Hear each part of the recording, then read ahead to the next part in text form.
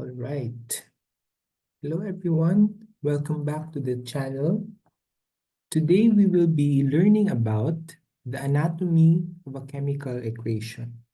So, many of you might be wondering what are the components of a chemical equation. So, let me write a representation of how a general chemical equation would look like. It would look like A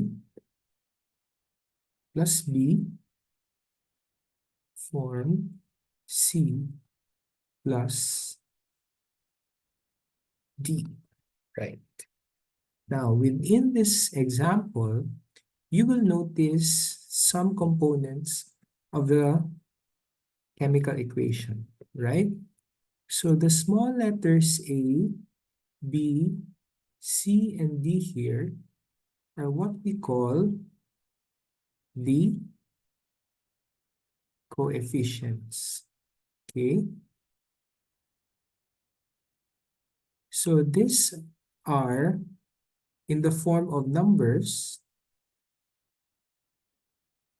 which represents the number of moles of that particular chemical reacting within the chemical equation. On the other hand, the big letters A, B, C, and D would represent the chemical substances involved in the chemical equation, right? So these are the chemical substances. So this may be in the form of molecules, compounds, or atoms reacting in the chemical equation. And then you would notice that your chemical equation is actually divided into two segments. So if we identify that A and B, this component constitutes the reactants, okay, of the chemical equation.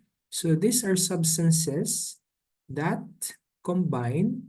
So these are what you initially have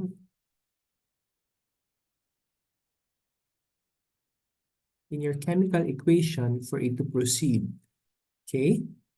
On the other hand, C and D, or those on the right side of the chemical equation, are called the products, okay?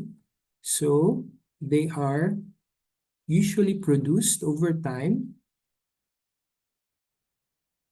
as a result of the chemical reaction, right? So you would also notice that this chemical equation also has an arrow in the middle. So we usually read this as yields or forms or produces the product. And you might observe also that some chemical equations would have items or chemicals, substances, temperatures, or conditions written above or near or above or below the arrow. And we usually call these substances as either catalysts or the specific condition of the chemical equation. So this would constitute your catalysts or the specific condition when or where or through which your chemical reaction proceeds, right? So given this, let's show an example of a chemical equation for us to understand this general anatomy or this general structure better. So say, for example, we have the reaction or the combustion of ammonia to form carbon dioxide and water. So CH4 plus 2O2 gas yields carbon dioxide gas plus 2 moles of water in gaseous state. So you notice that your reactants, okay, are methane and oxygen. Okay, so these are your reactants. On the other hand, carbon dioxide and water are your products, right? So our reactants are methane. This is methane.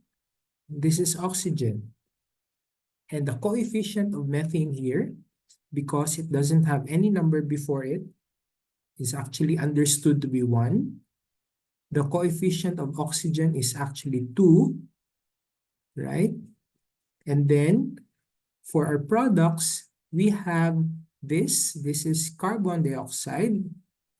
And you have the coefficient of water. This is our water. And the coefficient of water is 2, right? Now you might notice and ask, what are those subscripts written beside the chemical formulas of the reactants and products? So these subscripts indicate the physical state of your chemical substance. So it can be in the form, or it can be written, or you may notice that chemical reactions would indicate S, L, G, or AQ as subscripts written beside the chemical formulas of substances.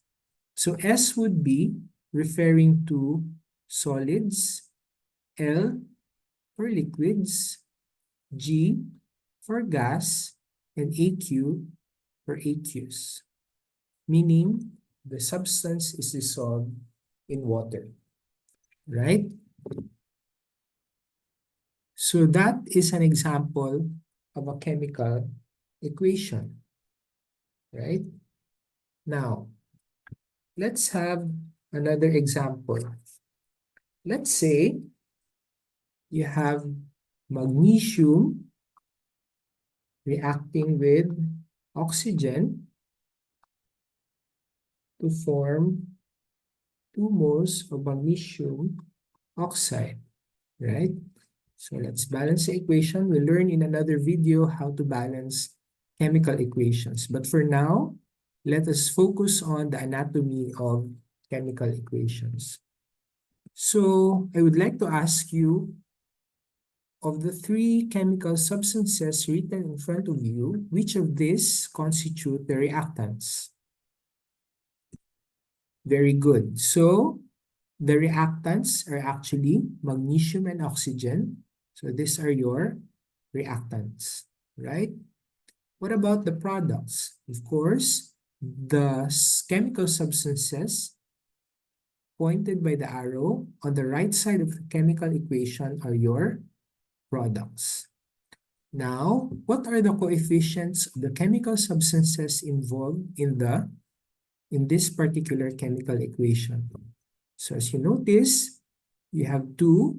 This is the coefficient of magnesium. Oxygen doesn't have any coefficient, so we know that that means 1 is a coefficient of oxygen, and then 2 would be the coefficient of magnesium oxide. Very good. Now, what is the state or the physical state of magnesium in this particular example? Very good. Because the subscript is S, magnesium exists in or as a solid. Oxygen has a subscript G, so it exists as a gas.